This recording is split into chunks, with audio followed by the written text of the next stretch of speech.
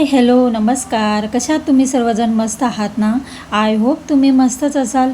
तुम्हाला आजचा दिवस छान मस्त आनंदाचा आणि छान आरोग्यदायी जाऊ देत आणि तुमच्या मनातल्या सगळ्या इच्छा पूर्ण होऊ देत, हीच मी ईश्वरीचरणी प्रार्थना करते आणि आपल्या व्हिडिओला सुरुवात करते.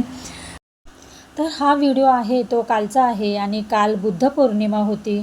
तर पौर्णिमेच्या दिवशी काय काय सेवा करायच्या असतात, तर हे मी आज मला देवपूजा करायची आहे, तर तेव्हा मी तुमच्याबरोबर सगळं काही शेअर करणार आहे. तर चला. नाश्ता वगैरे झाला आहे आणि आता आर्या गेली आणि सगळं थोडंसं किचनची साफसफाई करते आणि मला देवपूजा करायची, लादी पुसायची, ही सर्व महत्त्वाची कामं आहेत. तर देवपूजा करायच्या आधी मी लादी पुसून घेते. उंबरठ्यावर स्वच्छ धुवून घ्यायचा असतो आणि सगळी काही म्हणजे घरातली साफसफाई स्वच्छता ही पहिली मी करून घेते. आणि आता इथे बघा आई काय करते बघूया. चला. मला देवपूजेसाठी फुलं लागतात ना, त्यासाठी आई मला नेहमी फुलं तोडून देत असते. तसेच आज पण तोडते वाटतं फुलं. चल. आई इथून रोज मला फुलं आणून देते आणि मी तर नेहमीच इथून फुलं लावते देवाला. आणि आता पानं तोडलेत, फुलं तोडलेत. इथे आमचं झाड आहे बाजूलाच, खूप छान आणि रोज फुलं येतात त्याला. आणि मी म्हणते ना की इथून मी बाजूला झाड आहे तिथून फुलं घेऊन येते. तर इथे अशी फुलं येतात. हे झाड आहे आणि खूप बघू शकतो मी, इतकी फुलं येतात ना, भरलेलं असतं. तर आई पण आता तिथूनच घेऊन आली. चल. तर घरातली सगळी कामं झाली, लादीच साफ करून झाले, तर त्याच्यानंतर उंबरठ्यावर हळदीचं लेपन करणं जरुरीचंच असतं. जसं म्हणजे मंगळवारी, शुक्रवारी, पौर्णिमा, अमावस्या ह्या दिवशी हळदीचं लेपन करायचं असतं. तर आता मी हळद वाटीमध्ये घेतली आहे आणि त्याचबरोबर गोमूत्र त्याच्यात टाकते आणि थोडं अष्टगंध सुगंधेसाठी टाकू शकता.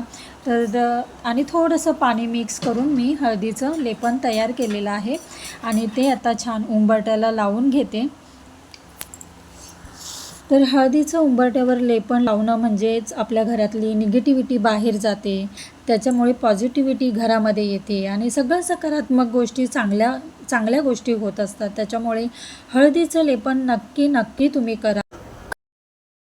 छोटीशी का होईना दरवाजात रांगोळी काढा. तर आपल्याला नाही वेळ मिळत मला माहिती आहे, पण आता स्वास्तिक किंवा लक्ष्मीची पावलंसुद्धा आपण काढू शकतो. आता माझ्या दरवाजात लक्ष्मीची पावलं आहेत, तर त्यांना मी नेहमीप्रमाणे आता हळदी कुंकू आणि अक्षता फूल वाहून उंबरठ्याची पूजा करून घेते आणि देवपूजा करायला सुरुवात करते.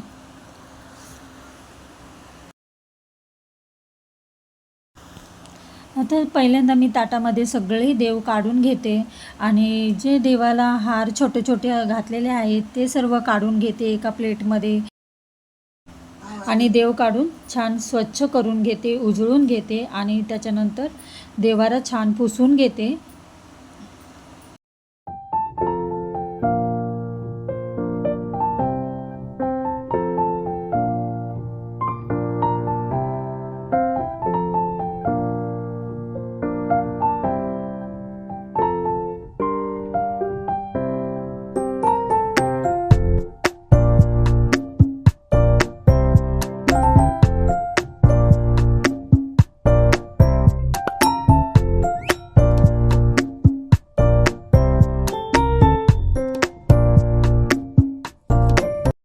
तर सगळ्या देव छान उजळून घेतले आहेत आणि आता मी कलश पाण्याने भरले आहे आणि नेहमीप्रमाणे हळद कुंकू अक्षता आणि फूल वाहून त्याच्यावर आता मी कुलदेवतेच्या नावाने नारळ ठेवत असते. तर त्याच्या आधी मी स्वास्तिक काढून घेते. तर पौर्णिमेच्या दिवशी ना स्वास्तिक आणि छान नेहमी नाही पण पाण्यामध्ये पौर्णिमेच्या दिवशी हळद कुंकू अक्षता आणि फूल पाण्यामध्ये वाहून त्याच्यावर नारळ ठेवायचा. मी आता बघा इतकी फुलं घेऊन आले आणि हे पानंसुद्धा आणलेत. जरा लहान लहानच आहेत, तर 5 किंवा 7 पानं चालतात. तर मी आता कलशाला स्वास्तिक काढून घेतलं आणि तिथे लावणार आहे.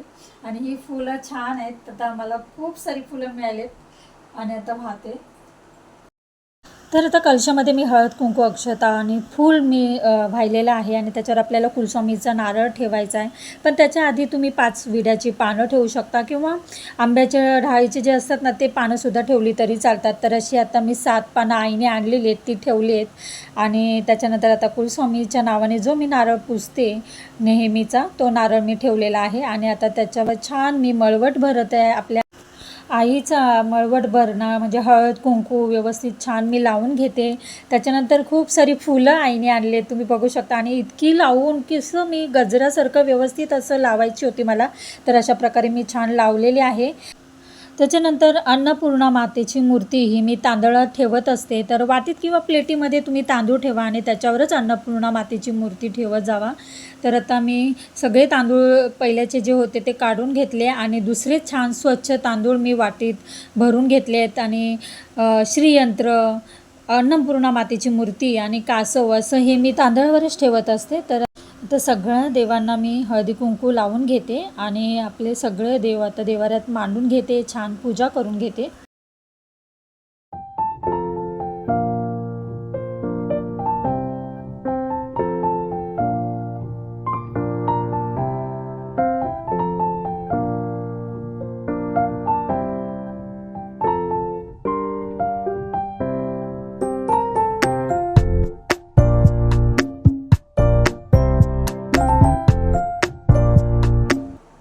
तर आता पौर्णिमा आहे तर आपल्या गॅसची सुद्धा पूजा आपल्याला करायची असते. तर आता शुक्रवारी आणि पौर्णिमेच्या दिवशी तर हे गॅसची पूजा करणं महत्त्वाचंच आहे.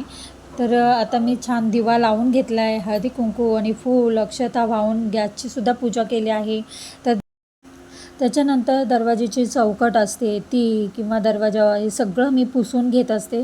तर आता हे सगळं व्यवस्थित पुसून त्याच्यावर हळदी कुंकूची 5 किंवा 7 बोटं अशी हळदी कुंकूची लावायची असतात आणि दरवाजा स्वच्छ पुसून त्याच्यावर सुद्धा स्वास्तिक काढायचा असतो. तर आता माझ्याकडे स्वास्तिक असं मी लावलेलं आहे. तर त्याच्यानंतर त्याच्यावर बाजूने असे बोटं हळदी कुंकूची लावून घेणार आहे. तर असं हे सुद्धा करणं खूप महत्त्वाचं असतं आणि खरंच हे लक्ष्मी आपल्या घरात येणं हे खूप गरजेचं आहे. लक्ष्मी घरात येण्यासाठी, लक्ष्मीला प्रसन्न करण्यासाठी हे सगळं काही करणं जरुरीचंच असतं आणि हे केल्यानेच आपल्या घरातली सगळी निगेटिव्हिटी बाहेर जात असते, पॉझिटिव्हिटी सगळी घरात येत असते आणि सगळं सकारात्मक गोष्टी घडत असतात, चांगल्या गोष्टी घडत असतात. त्याच्यामुळे लक्ष्मीला प्रसन्न करण्यासाठी हे तुम्ही नक्की करा. दरवाजावर हळदी कुंकूची बोटं लावा, हळदी कुंकू लावा आणि नेहमी दरवाजा, आपला अंगण सगळं काही स्वच्छ असल्यामुळे नाही आपली लक्ष्मी आपल्यावर सतत प्रसन्न राहील, आपल्या घरात सतत लक्ष्मीचा वास राहील. त्याच्यानंतर देवपूजा झाल्यावर मी उंबरट्यावर कापूर लावून घेत असते आणि मंगळवारी, शुक्रवारी, पौर्णिमेला दर वेळेस कापूर दरवाजावर लावणं हे सुद्धा खूप महत्त्वाचं आहे. तर दरवाजावर कापूर लावल्यामुळे सुद्धा घरामध्ये आपल्या लक्ष्मी सगळं काही घरातलं वातावरण प्रसन्न तर होतं आणि आपल्या घरात लक्ष्मी सतत राहत असते, लक्ष्मी घरात येत असते. तर आता छान मी कापूर लावून ओवाळून घेते आणि अगरबत्ती, धूप, दीप दाखवते.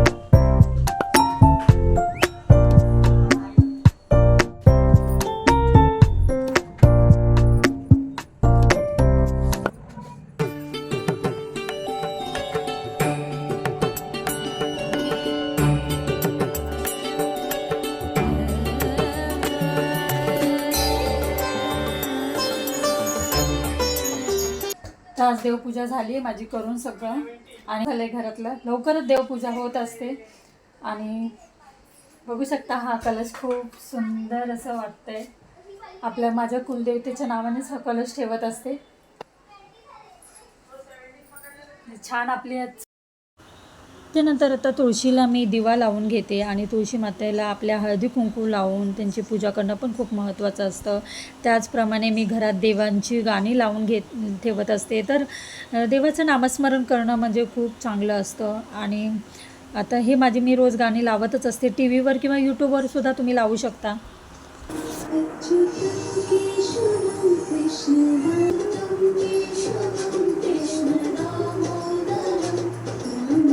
आता देवपूजा माझी झाली आणि आईने इतकी फुलं आणली होती, तुम्हाला मी दाखवली.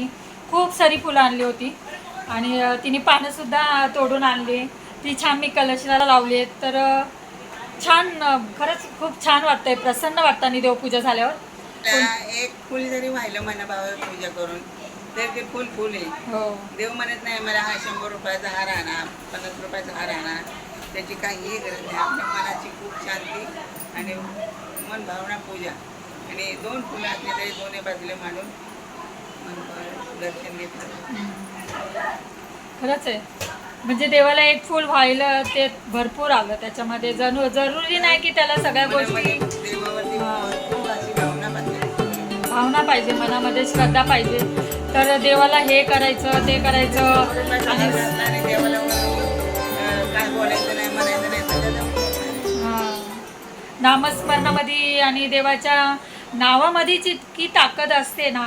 आणि एक फूल व्हायला ना तरी कोणी ऐकत नाही, पण आपल्या सगळं आलं त्याच्यात. कुलस्वामीला काही आपण बोललो तर ती आपल्या कुलस्वामी सगळं पूर्णपणे ऐकते. पण आपल्याच कोणी ऐकणार नाही. आपल्याला अडचणी काय आपल्याला गरज भाजलेली असेल त्यावेळेला आपण आपल्या देवाला मागितलं तर ते आपलं पूर्ण होतं. मान देवा आपल्या जेवढं काम करतो, आपल्या मनातली इच्छा पुरी करतो, हे सगळं आपल्या देवाला सांगायचं. आपल्या गाराने सगळे आपल्या कुलस्वामीला सांगायचं. ती एक आपली आईच असते, सगळ्या जगाची देणारी आई. खरंच 2 मिनिटं उभा राहून देवाजवळ मनापासून तुम्ही मागाल ना तर खरंच आपलं देव का नाही ऐकणार. त्याला आंघोळ फक्त मनापासून करायचं सगळ्या काही गोष्टी करणार. किती मन भरून येतं. हो, तेच ना.